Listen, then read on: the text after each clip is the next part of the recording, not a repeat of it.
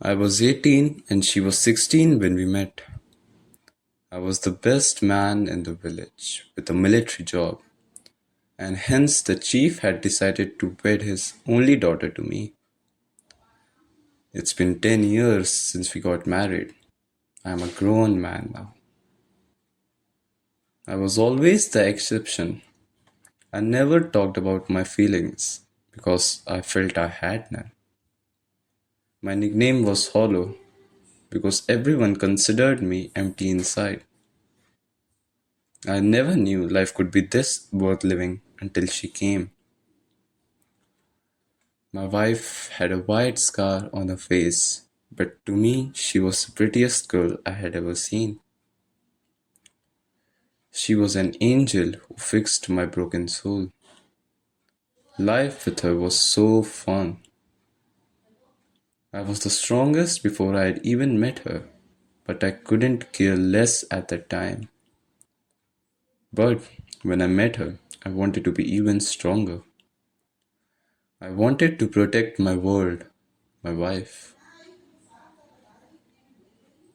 Most people, at least, feel the love of their parents, but I had none. All my life, I had just witnessed blood, pain, and sorrow. These things were normal to me. I never knew I craved love until my wife smothered me with her hugs.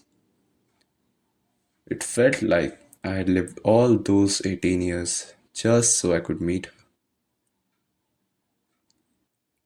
Back to the present we are.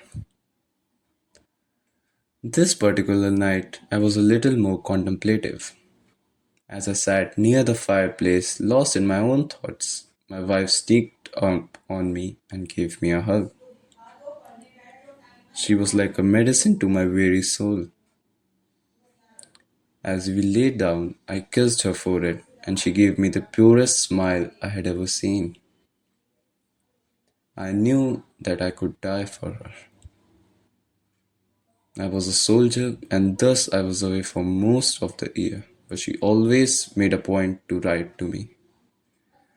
My wife always waited for me. I had always the strength to push on because I knew she was waiting for me to come home. I hugged her and slept close to her as I wanted to feel the warmth only she had ever given me. The next day I had to leave as my nation called me. She never cried when I went to fight. She always waved at me saying, "I'll be waiting, my darling." I never realized how much of a blessing she was. Her letters came every Saturday and I eagerly waited for them. But eventually they stopped coming. I was worried because this had never happened in the past 10 years of our marriage. I quickly finished up my business within a month to go check up on her. When I arrived at her house, there was no one to say welcome back, no one to come running at me, no one to hold me. An old woman lived near next door. She told me that my wife had an illness and she used to cough blood for the past 2 years. I never knew of this illness. The old woman handed me a letter from my wife titled, "If you're reading this, that means I'm dead." Tears rolled down my eyes even though I wasn't crying. My wife was an angel. She knew how much I cared for her. She knew I would have abandoned everything to come to her, even myself, and thus she never told me. She suffered silently while putting up a bright smile for me. Yes, I was strong, but I couldn't even protect my own world. The pain was unbearable. My wife had written in a last letter that should find a woman and be happy for the rest of my life. But how could I? I'm 38 now. It's been 10 years my wife has been dead.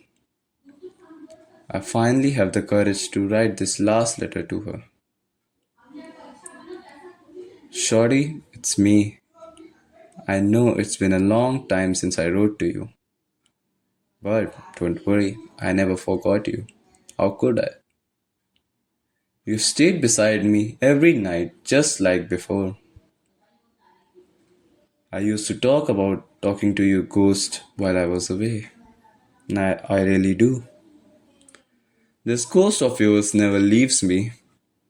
Frankly, I never wanted to leave.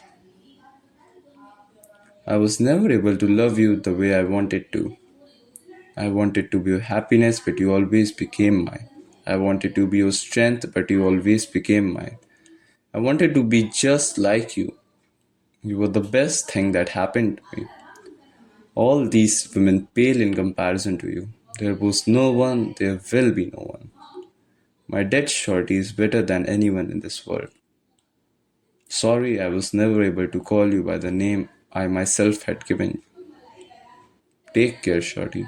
I will see you in heaven. I love you and I always will.